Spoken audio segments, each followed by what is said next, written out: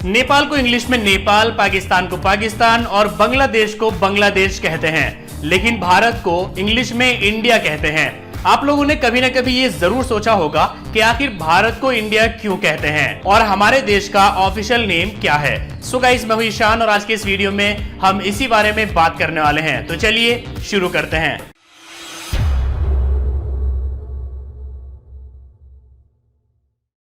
हमारे देश की सिंधु घाटी की सभ्यता यानी सिविलाइजेशन रोम की सभ्यता की तरह काफी फेमस थी और पूरे देश में फैली हुई थी। हमारे देश में सिंधु घाटी की सभ्यता से जुड़ी सिंधु नाम की नदी भी थी। इसी नदी का दूसरा नाम इंडस वैली था। जब भारत में अंग्रेज आए तो उस समय भारत को हिंदुस्तान भी कहा जाता था। अंग्रेजों को भारत और हिंदुस्तान का प्रोनाउंसिएशन करने में डिफिकल्टीज आई, इसलिए उन्होंने भारत को अपने हिसाब से नाम देने की कोशिश की। जब अंग्रेजों को पता चला कि भारत की पुरानी सभ्यता सिंधु घाटी को इंडस वैली भी कहते हैं, जिसका लैटिन लैंग्वेज में मीनिंग रखा गया है इंडिया, तो उन्होंने भारत को इंडिया कहना शुरू कर दिया। चूंकि इंडिया शब्द प्रोनाउंसिंग में अंग्रेजों को काफी अच्छा लगा, तो उन्होंने भारत को इंडिया कहना शुरू कर दिया। अंग्रेजों के शासनकाल में इंडिया नाम काफी फेमस हो गया और लगभग सभी देश विदेश के लोग भारत को इंडिया के नाम से जानने लगे थे। तो इस तरह से भारत का नाम इंडिया पड़ा।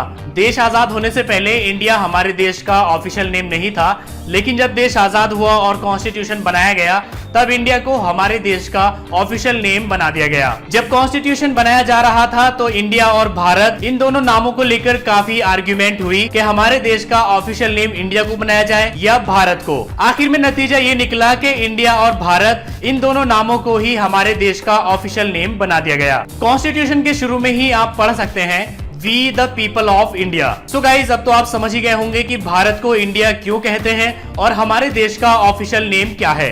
अगर आपकी वीडियो पसंद आया है तो लाइक करिए और अगर आपके मन में कोई क्वेश्चन है तो आप नीचे कमेंट करके पूछ सकते हैं।